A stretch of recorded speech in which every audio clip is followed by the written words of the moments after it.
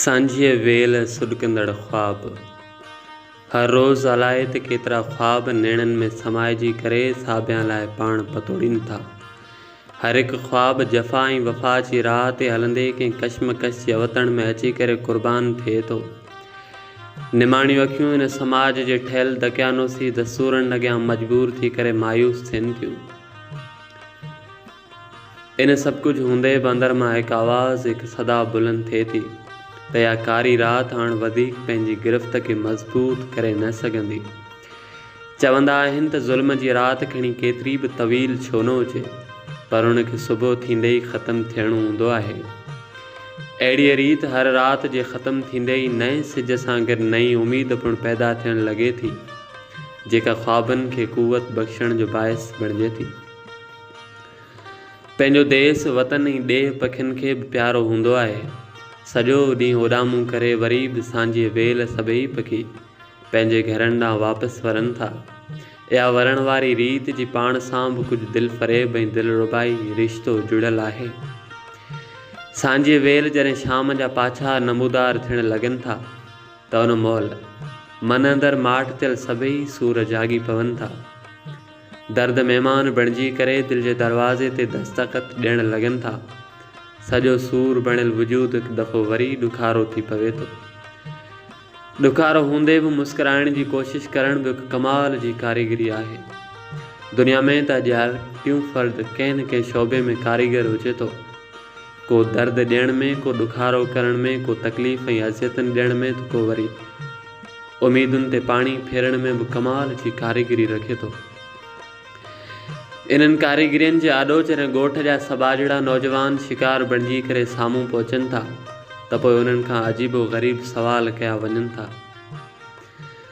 अहिड़ी नोयत जी आॾी पुछा कई वञे थी जो माण्हू सुवाल जे जवाब ॾियण बजाए पंहिंजी जान ॾियण खे बहितर सम्झंदो आहे।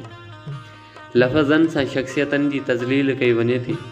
खाॿी अख सां ॾिठल ख़्वाब, खाॿी अख सां ॾिठल सभु ख़्वाब खन पल में धूड़ थी करे मिठी में मिली वञनि था। अहसास उसरण बजाए मरोड़जी वञनि था। इन समाज जा इहे ई नारवा सलूक न ॼाण अलाए त केतिरनि ई ज़िंदगी जी रोशनी खे उचामण जो सबबु बणिजनि था। अहिड़ा ई सलूक अज़ल खां ज़िंदगी जी महक ऐं ख़ुशबूअ सां साड़ कंदड़ आहिनि।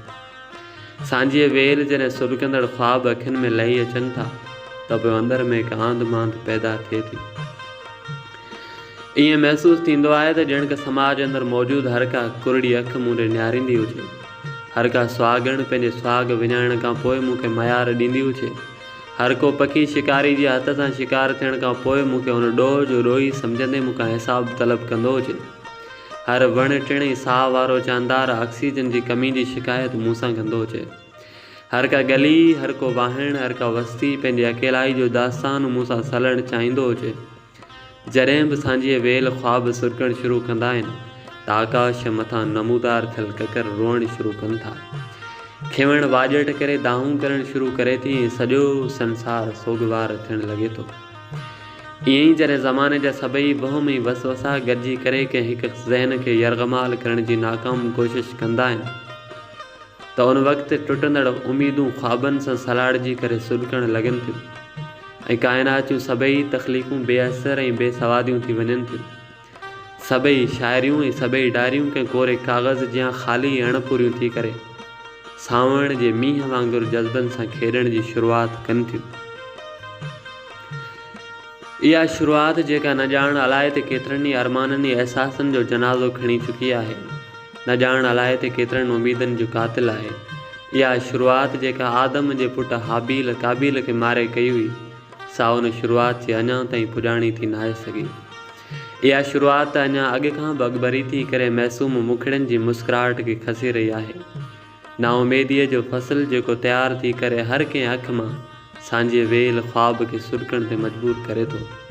सा घड़ी तवील हुजण जे बावजूदि बि पंहिंजे ख़तमु थियण जे ख़ौफ़ सां टमटार हुजे थी।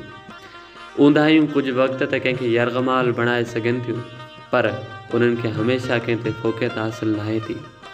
तारीख़ गवाह आहे त जॾहिं बि ज़ुल्म, ॾाढ ऐं जबर हद खां वधियो आहे तॾहिं बग़ावतनि जनमु वठणु शुरू कयो आहे ऐं उन्हनि बग़ावतनि जे अॻियां हर कंहिं जाबिर तोड़े ज़ालिम हुक्मरान पंहिंजा गोॾा खोड़िया आहिनि। अंधारी रात खे शिकस्त नसीब थी आहे ऐं फ़तह हर हाल में हक़ ऐं सच जी थी आहे।